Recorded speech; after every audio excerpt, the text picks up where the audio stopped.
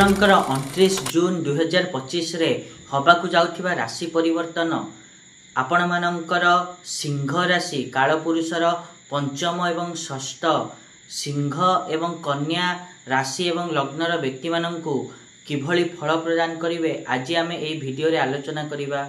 नमस्कार, मु सुभाषिष पुंथा स्वागत करछु मो यूट्यूब चैनल को।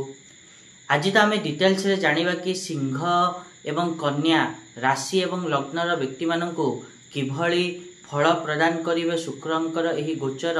ता पूर्व स्वप्न भली गोटे रिक्वेस्ट करिया चाहिए कि जो मैंने भी एजाइन चैनल को सब्सक्राइब करना सब्सक्राइब करूँ आ पाखे बेल आइकन को प्रेस करूँ जहाँद्वारा कि मुझे जहाँ भी किसी वीडियो देवी ता नोटिफिकेशन आपण को ठीक समय मिल जदि आमे प्रथमे सिंह राशि एवं लग्न कथा कहवा ताहले तांकर सिंह राशि एवं लग्नर व्यक्ति मानक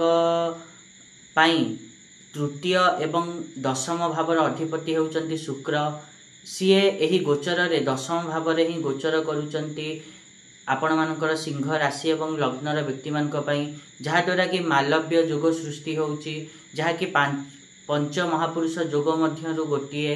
तो यह द्वारा आपण मानकर एही गोचर काल रे 29 जून रु नै कि 26 जुलाई जाए आपण माने देखिबे कि आपण मानकर उन्नति पदोन्नति हबो, आपण माने सफलता पाइबे।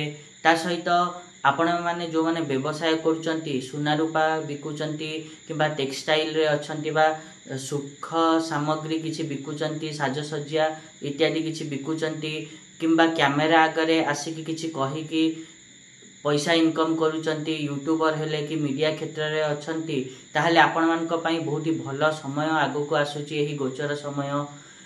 ता सहित आपण माने देखिबे कि आपण माने एही समय रे सब प्रकार सुख सुविधा मध्य प्राप्त करिवे।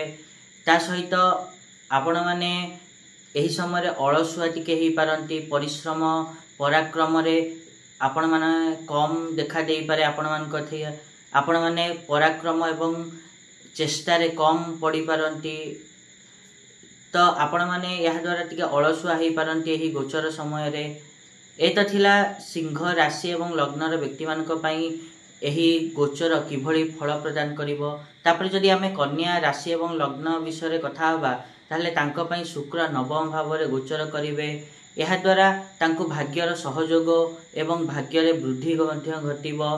ता सहित जो माने उच्च शिक्षा लाभ करिया चाहूचंती तांको पई मध्य भल रहिछि एवं जो माने दूर रे जाई कि शिक्षा लाभ करिया चाहूचंती तांको पई मध्य भल रहिछि एही समयटी। एवं ता सहित आपण मन जदि छोटो मोटो यात्रा करूचंती सेथरु मध्य आपण माने लाभ पाइबे। किंतु आपण मानक परिवार रे कोनोसी ना कोनोसी कारण हेतु मनमालिन्य हेई पारे। एही समय रे एही गोचर काल रे 29 जून रु नै कि 26 जुलाई मध्य रे आपण माने पराक्रमी हेबे। छोटो भाई भौणी कथारु भल पाइबा एवं सहयोग मध्य पाइबे। एत थिला शुक्रंक गोचर सिंह एवं कन्या राशि एवं लग्नर व्यक्ति मानकु किभली फल प्रदान करिवो। आशा करिबे कि मुझा कहली आपण माने ठीक रे बुझी पारथिबे। आ जदि वीडियो भल लागिछि ताहले नियत रूपे वीडियो को लाइक करंतु, शेयर करंतु आ चैनल को सब्सक्राइब करिया पे जमाई भूलंतु नहीं। आज पई टिकी देखाबा नेक्स्ट वीडियो रे। रहुछि, नमस्कार।